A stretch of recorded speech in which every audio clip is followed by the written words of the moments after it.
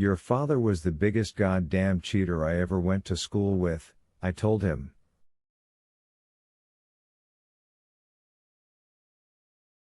I wanted him to hit me, but he only went back inside and left me alone on the sidewalk, standing in front of my saggy old truck.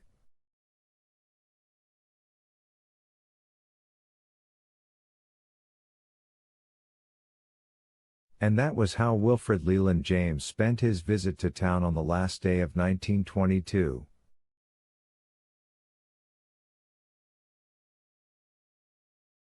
When I got home, Eloise was no longer in the house.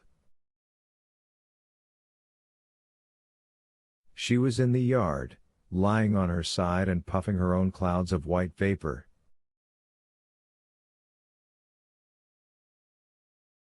I could see the snow scuffs where she'd gone galloping off the porch, and the bigger one where she had landed badly and broken both front legs.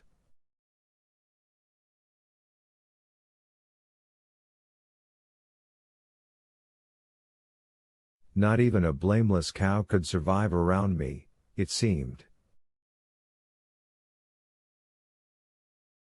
I went into the mudroom to get my gun, then into the house, wanting to see, if I could, what had frightened her so badly that she'd left her new shelter at a full gallop.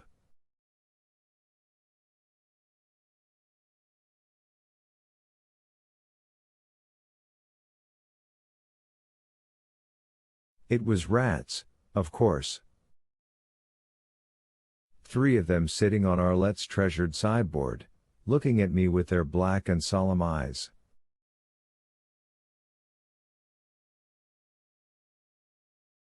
Go back and tell her to leave me alone, I told them. Tell her she's done damage enough. For God's sake, tell her to let me be. They only sat looking at me with their tails curled around their plump black-gray bodies.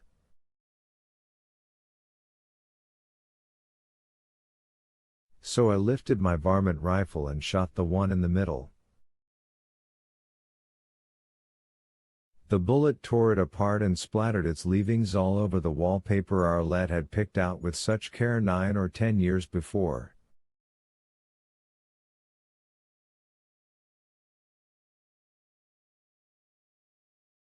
When Henry was still just a little on and things among the 3 of us were fine.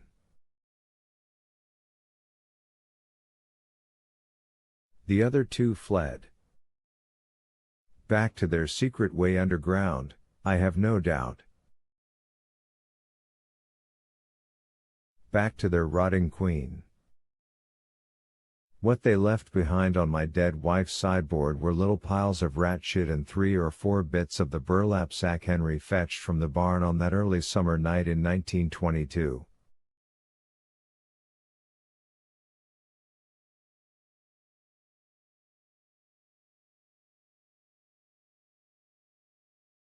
The rats had come to kill my last cow and bring me little pieces of Arlette's snood. I went outside and patted Eloise on the head. She stretched her neck up and lowed plaintively. Make it stop. You're the master, you're the god of my world, so make it stop. I did. Happy New Year. That was the end of 1922, and that is the end of my story, all the rest is epilogue.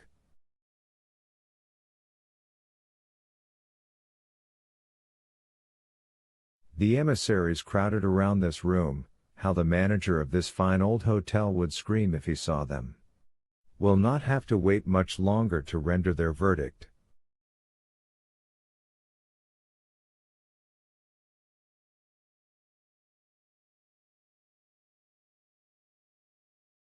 She is the judge, they are the jury, but I'll be my own executioner.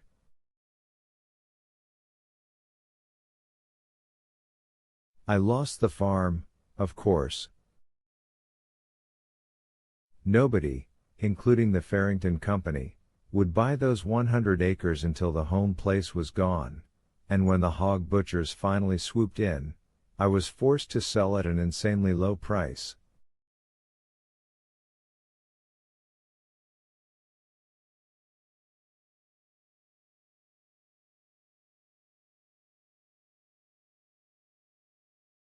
Lester's plan worked perfectly. I'm sure it was his, and I'm sure he got a bonus. Oh, well, I would have lost my little toehold in Hemmingford County even if I'd had financial resources to fall back on, and there is a perverse sort of comfort in that.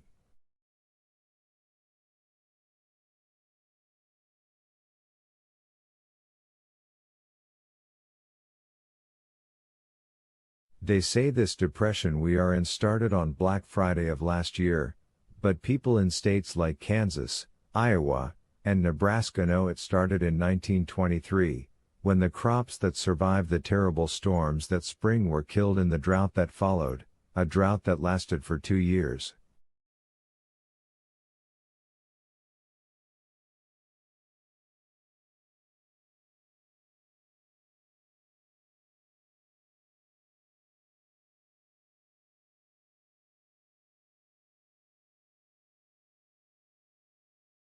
The few crops that did find their way to the big city markets and the small city agricultural exchanges brought a beggar's price.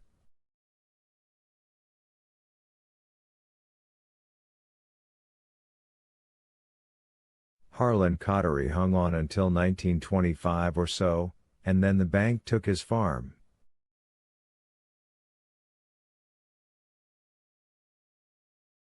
I happened on that news while perusing the bank sales items in the World Herald.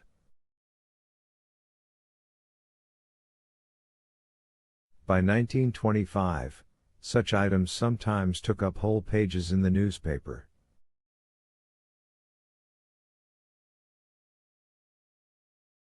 The small farms had begun to go, and I believe that in 100 years, maybe only 75, they'll all be gone.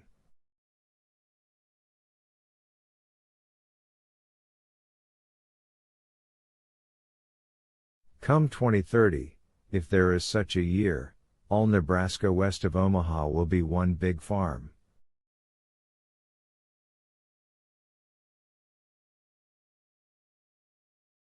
Probably it will be owned by the Farrington Company, and those unfortunate enough to live on that land will pass their existence under dirty yellow skies and wear gas masks to keep from choking on the stench of dead hogs. And every stream will run red with the blood of slaughter.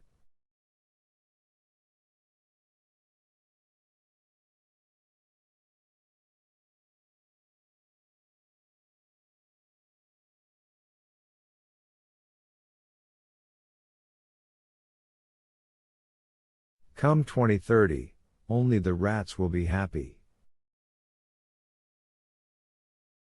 That's pennies on the dollar, Harlan said on the day I offered to sell him Arlette's land, and eventually I was forced to sell to Cole Farrington for even fewer on the dollar.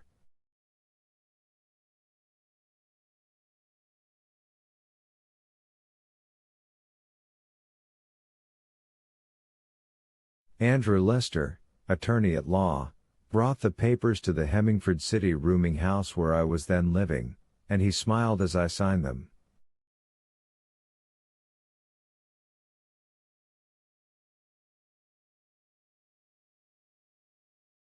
Of course he did. The big boys always win. I was a fool to think it could ever be any different. I was a fool, and everyone I ever loved paid the price. I sometimes wonder if Sally Cottery ever came back to Harlan, or if he went to her in McCook after he lost the farm.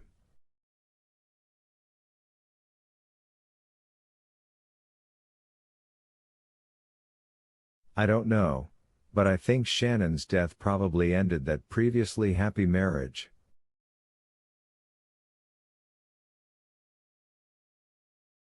Poison spreads like ink in water. Meanwhile, the rats have begun to move in from the baseboards of this room. What was a square has become a closing circle. They know that this is just the after, and nothing that comes after an irrevocable act matters much.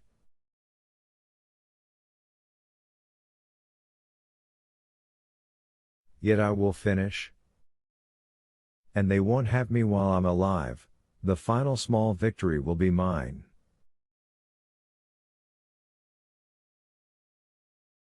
My old brown jacket is hung on the back of the chair I'm sitting in.